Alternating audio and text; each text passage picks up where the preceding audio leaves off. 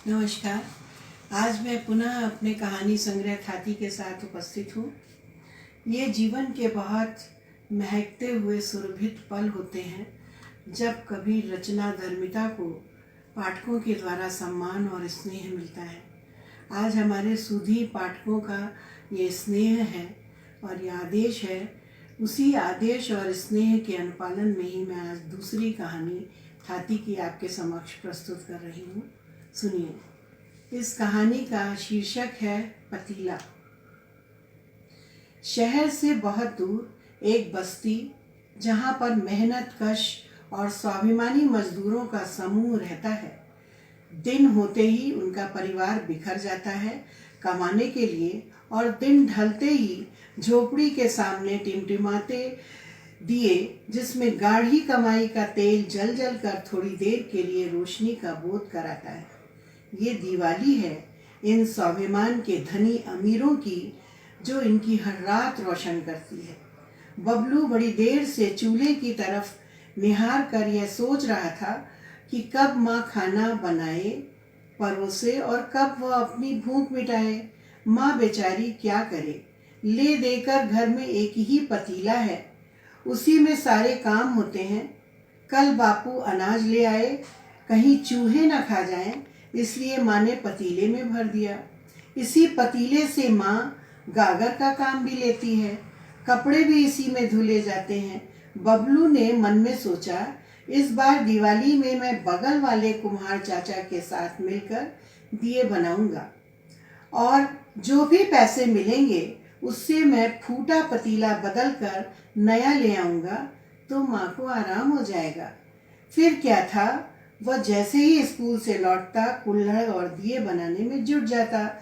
कुछ दिन के बाद जब उसे मेहनताना मिला तो उसने तय किया कि वह आज ही फूटा पतीला बदल कर नया ले आएगा।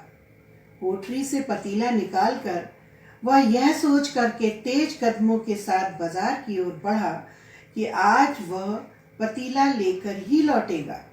धनतेरस का दिन था। सोने चांदी जैसी चमचमाती दुकानों की भारी भीड़ में वो वहां पर बहुत देर खड़ा रहा। वह बार बार पतीला उठाता और चिल्लाता, मगर भारी शोरगुल उसकी आवाज दबा देती। कुछ लोगों ने समझा भीख मांग रहा है, इसलिए उसे डांटते और पीछे कर देते। गरीबी की अमीरी से सराबोर वह बच्चा सब्र के साथ वहीं डटा रहा। जब दुकानदार मुखातिब हुआ तो उसने सारी बात कही। जहाँ लाखों की सौदेबाजी हो, वहाँ फूटा पर पतीला भला कौन देखता है। दुकानदार ने कहा, जितने पैसे लिए तुम घूम रहे हो, उतने में नया पतीला नहीं आता। चलो हटो, काम करने दो मुझे।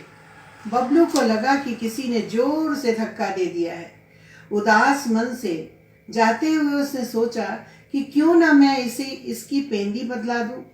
वह लुहार के पास गया और उसने पतीले की पेंदी बदलाने को कहा।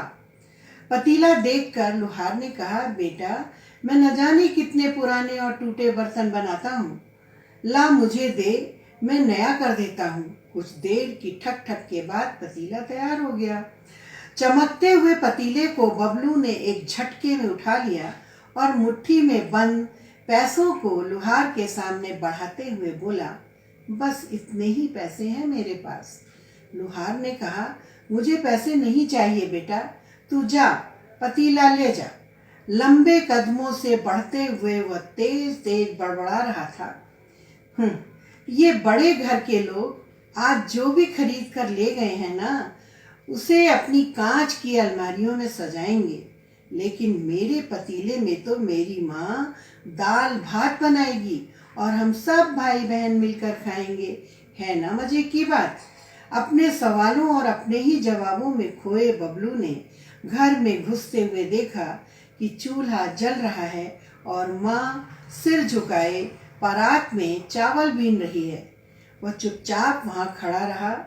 धुएं के कारण आंसू से गीली हुई आंखों को धोती के नम आंचल से पूछती हुई माँ ने जैसे ही उसे देखा, वह फपक पड़ी और उसे चिपका कर उसका मुंह चूमने लगी। उसे लगा मेरा लाडला कितना जिम्मेदार हो गया है। आज से पहले कभी भी बबलू की माँ यह नहीं जान पाई थी कि जलती हुई गीली लकड़ियों से निकले हुए कड़वे धुएं के कारण आंखों से निकले खारे आंसुओं में भी शीतलता और मिठास हुआ करती है।